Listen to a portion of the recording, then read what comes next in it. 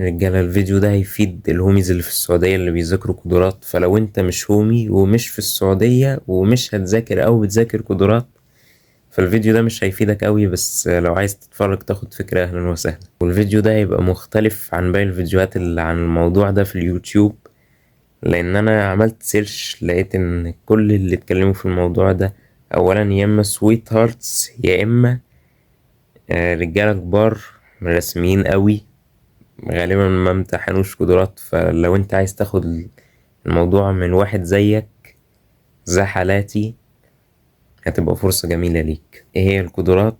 مقسومة قسمين، كمي ولفظي. الكم رياضة أسئلته زي بعض، بس اللفظي هو اللي مختلف شوية. في كذا قسم، في تناظر، في اللي هو إكمال الجمل، استيعاب المقروء، المفردة الشاذة اللي هي المستفزة حاليا. ندخل في الجد بقى، ايه المصادر اللي انت تذاكر منها وهتفهمك الموضوع ده اكتر من اللي انا قلته ده.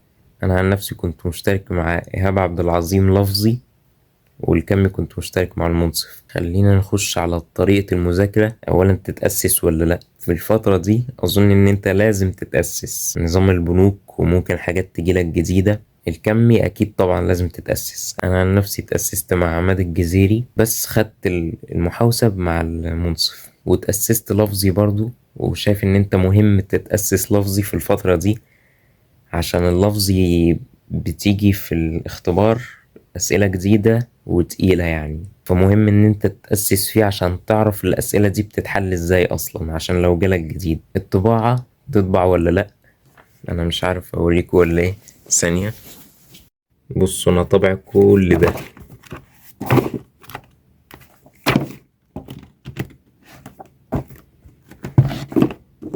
وكل ده يا معلم ملهوش اي لازمة، حتى الكتاب ما تجيبوش. مش عايز اقطع رزق حد، بس فعلا هو ملهوش لازمة. هقول لكم ليه دلوقتي. الكتب جيبها لو انت عايز تتدرب على مسائل، بس الطباعة لا، اوعى تطبع مصاريف وخلاص. والله الطريقة اللي انا كنت بذاكر بيها هي ان انا احل الكتروني وخلاص، هي دي. في اخطاء هقولك ازاي تراجع عليها بكل بساطة. انت بتحل الكتروني، خد الخطأ اللي انت غلطت فيه سكرين شوت، واقعد راجع عليه براحتك يا معلم. راجع عليه طول السنة بقى.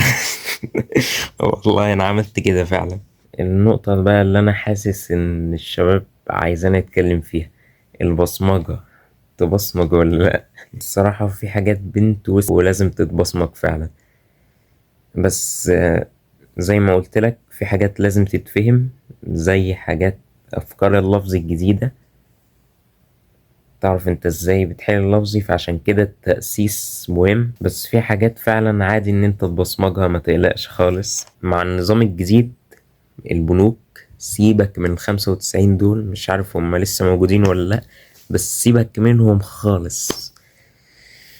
مش هيجيلك منهم، ولو جالك بتيجي في البنوك الجديدة. يعني لو في أسئلة جت من القديم هتيجي في البنوك الجديدة، فانت ذاكر البنوك الجديدة. بس اللي مش عايز يشترك في دورات، مش عارف بصراحة. يعني الفيديو ده هيبقى مفيد أكتر للي مشترك أو عايز يشترك في دورات.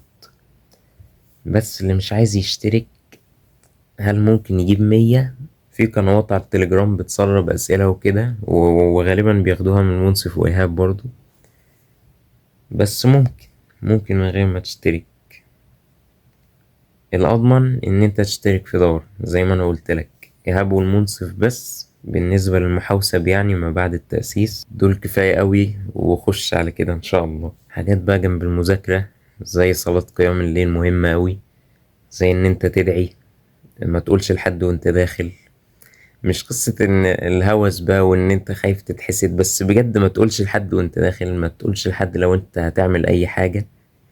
مش قصة حسد، مش حاجة حلوة يعني انك تقول لحد وانت بتعمل اي حاجة. التعامل مع الاسئلة الجديدة، انا شخصيا جات لي اسئلة جديدة والحمد لله، يعني جبت المية من اول مرة. لو في حد ما خدش باله، جات لي اسئلة جديدة كمي ولفظي، وجات لي اسئلة تقيلة لفظي. آه، زي ما قلت لك اللفظي تقيل وبيغلط عيال كتير في الامتحان. يعني تتعامل معاها ازاي؟ انت عملت اللي عليك. خلينا نجمع الافكار كده حبيبي. انت عملت اللي عليك، ذاكرت من المصادر اللي كل السعودية بتذاكر منها. راجعت الاختبارات من اولها لاخرها. ما تقولش ان انت ما تاخدش اللي هما اللي في الاخر دول كمان الاختبارات اللي نازله في الاخر وتقول ده دول اللي جايين للعيال اللي لسه داخله خلينا اذاكرهم. لا، انا جالي من الاول للاخر، مش من ال95. ال95 ارميهم في الزباله، بس البنوك جالي من اولها لاخرها، يعني ذاكرهم كلهم وان شاء الله تبقى سهله عليك. وانت هتقعد تذاكر فيهم سنه ولا سنتين، فما تقلقش. والاخطاء زي ما انا قلت لك بتاخدها سكرين شوت وبتراجعها. انت عملت اللي عليك، خش توكل على الله. امتى اعرف ان المفروض اخش؟ لما خلاص تزهق. انت راجعت على ده كذا مره، زهقت من المراجعه، راجعت على الاخطاء، توكل على الله. بس بينزل جديد، بينزل جديد وهيفضل ينزل جديد زي ما قلت لك. انت عارف الاسئلة بتيجي ازاي من التأسيس، وهيفضل ينزل جديد. خلاص خش توكل على الله. الدعاء في أدعية كده جميلة قبل الاختبار، وفي الأول وفي الآخر الموضوع فيه توفيق كبير من ربنا. مش هقول حظ، هقول توفيق من ربنا. ممكن عادي اتنين يذاكروا زي بعض، بس واحد يقفل والتاني لأ. أولا بتوفيق من ربنا، بعد كده من مذاكرتك واجتهادك. فحتى لو ما جبتهاش من أول مرة ما تيأسش، إن شاء الله هتجيبها من التانية، هتجيبها من التالتة. ربنا يوفقكم كلكم. نيجي بقى اللي أنا عملت إيه. لو عايز برضه تستفاد من تجربتي، يعني أنت ما تقدرش تخش غير في سنة تانية، بس أنا بدأت مذاكرة قدرات من بداية أولى ثانوي. أقول لكم اللي حصل معايا، ممكن ده يديكوا أمل. شوف الفيديوهات اللي من سنة وشوية هتلاقيني بنط إيجابية مع إني كان طلعان ميتين أمي ساعتها.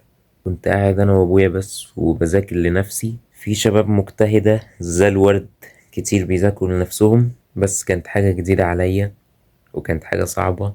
حاجة طبعا الشباب اللي قدي هيعرفوها، اللي هو التغير البنوك. لما كنت بذاكر في أولى ثانوي كان لسه النظام اللي هو ال95 نموذج، وكنت حفظتهم خلاص واللي هو أدخل بقى ما شاء الله نظام البنوك جه. وجه كمان مع فترة اللي كانت فترة أجازة. كنت أنا في مصر ساعتها، ومشاوير مصر والمشاكل مع الأهل ودوشة مصر ما كانتش حاجات مساعداني على المذاكرة خالص. وفعلا أنا كنت أكتر فترة زعلان فيها الفترة دي، بس الحمد لله عدت وعلمتني كتير. وعلى الرغم من إني كنت زعلان والنظام اتغير وورايا مذاكرة كتير، بس مع ذلك كنت بنزل فيديوهات واتعلمت المونتاج في الفترة دي. ساعتها أنا مكنتش بس بنزل فيديوهات، أنا كنت بنزل فيديوهات ليلة الاختبار بقى لازم تنام كويس. طبعا مش هتعرف قوي عشان التوتر وكده، بس كنت مدرك فايدة النوم. عشان كده كنت بحاول على قد ما اقدر انام كويس. النوم كمان اهم من المذاكرة في ليلة الامتحان. فنمت كويس بس مش زي باقي الاسبوع. طبعا سهرت شوية من التوتر. المراجعة قبل الاختبار، انت خلاص ختمت البنوك كله تمام. هتراجع بس على اخطائك اللي انت غلطت فيها كذا مرة. عايز تناقش الشباب على جروبات المناقشة دي بتاعت إيهاب وبتاعت منصف، مفيش أي مشاكل، مش مهم أوي، بس لو عايز عادي. الدعاء قبل الاختبار، قريت سورة الأنبياء، قعدت أدعي بقى اللهم لا سهل إلا ما جعلته سهل وإن شئت جعلت الصعب سهل. اللهم يسر ولا تعسر. اللهم اشرح لي صدري ويسر لي أمري واحلل عقدة من لساني يفقه قولي. بس أعتقد دول بس. وطول الطريق بقى وانا في قاعة الامتحان وطول الوقت عمال اقولهم، ويا رب يسر ولا تعسر، يا رب اجيب يرزقني بالنموذج السهل المتقفل، يا رب اجيب 100. ولما دخلت المركز وقعدت على الجهاز حطيت السماعة بتاعت التعليمات اللي ملهاش اي لازمة. لا بس حطها واسمع التعليمات احسن، يعني عشان ده حاجة جديدة عليك. لازم تعمل كل حاجة بطريقة صح من الآخر، ما تخليش حد يمسك غلط عليك. والحمد لله الوضع كان ماشي جميل والأسئلة جميلة. وقلت الحمد لله يا رب دعوتي استجابت. وعمال طول الاختبار بقى أقول نفس الأدعية وعمال أحمد ربنا. والحمد لله الموضوع اتيسر يعني. مع ذلك جات لي أسئلة جديدة برضو، ما توترتش خالص، حليت باللي عندي. وأكبر مشكلة واجهتني في قاعة الاختبار إن سؤال علق اكل مني بتاع 15 دقايق بجد. انا خليته في الاخر. انا مش فاكر بالظبط ايه اللي حصل والله. بس اللي انا فاكره ان السؤال علق وهو قال، وكان في التعليمات لو انت لقيت سؤال علق او واجهت مشكلة ارفع ايدك. وولاد مش عايز اغلط فضلت رافع ايدي ومحدش جه خالص. مفيش حد راضي يجي. طبعا انا رافع ايدي، السؤال علق محدش جه. حليت انا المشكلة بنفسي والسؤال رضي يمشي يعني. فتخيل ان انا كنت متدهول جوه الاختبار والسؤال علق معايا واسئلة جديدة، مع ذلك جبت 100. فما تفقدش الامل. المراجعة بعد الاختبار بقى، الاسئلة اللي انت شاكك فيها ممكن تراجع مع الشباب على جروبات المناقشة. بس وكل سؤال بقى أنا شاكك فيه لما يقولوا لي أيوة دي إجابته الصح وأنا أكون حليته كده بيبقى إحساس جميل، عارف أنت. بس الحمد لله لحد ما طمنت على كل أسئلتي، في اللي هو بوت عند المنصف واللي هي مشرفة عند إيهاب عبد العظيم، اديتهم الأسئلة الجديدة اللي معايا. أنا نسيتهم طبعا، الكلام ده من شهر 1 السنة دي يعني. تعالالي في الفرحة يوم النتيجة. كنت أنا نايم في سابع نومة و... وأمي الله يحفظها شافت النتيجة، قعدت تعيط وصحتني. فاللي هو أنا متوتر، ما هي لو وحشة أو لو هي 99 98 هتعيط برضه، لو هي تحت 95 هتعيط، لو 100 هتعيط. فأنا مش فاهم في ايه. واللي هي صحتني وهي بتعيط بقى، فاللي هو صحت صحت مخضوضني. ايه يم الله اكبر انت جبت 100. سجدت سجدة شكر وحاولت اهديها بقى، طب اهدي الحمد لله، انت بتعيطي ليه يعني؟ دي حاجة حلوة. وهي بتعيط من الفرحة طبعا، بس انا عايز اهديها وخلاص. وانا جات لي لحظة كده عايز اعيط او يا دوب دمعت. عارف انت اللي هي اللحظة اللي هي بقى اللي هو قيام الليل والدعاء ده ما ضاعش ومحدش كان واثق فيا، بس انا كنت واثق في ربنا. وان حتى امي ما كانتش واثقه فيا، كانت بتقول لي مش انت ما كنتش راضي تطبع عشان كنت بذاكر الكتروني، ما كنتش عايز اطبع عشان هي فلوس على الفاضي. قالت لي طبعا شوف لو انت ما جبتش 100 المره دي بطريقتك هنطبع المره الجايه. فتخيل الصراحه دي كسرت قلبي. يعني هي مش واثقه ان انا هجيب 100 من اول مره، وثقتي في ربنا فضلت زي ما هي حتى وانا خايف ومتوتر من النتيجة ومتوتر من كلام اهلي. بس الحمد لله كل اللي انا عملته ما ضاعش وتعبي ما ضاعش. فخليك واثق في ربنا.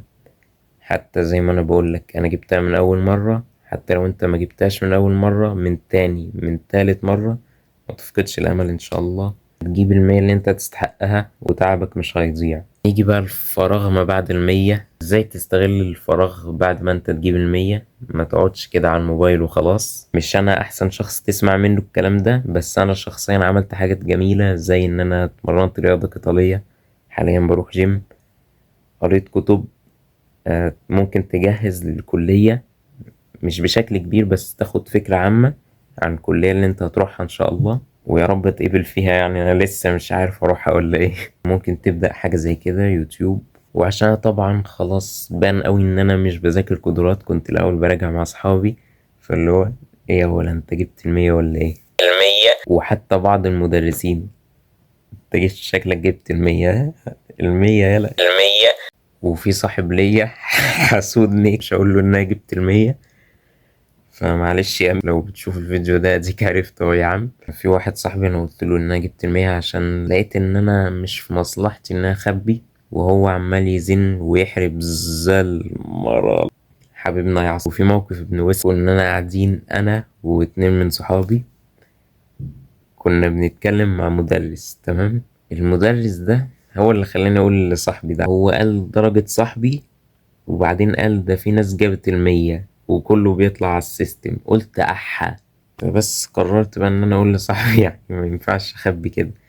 بس طبعا اللي عرفت اخبي عنهم خبيت عنهم. قد ما تقدر حاول ما تقولش لحد عشان الناس هتبقى طمعانة ان هم يجيبوا 100 او ولادهم يجيبوا 100 لو هم يعني مدرسين او شخص كبير.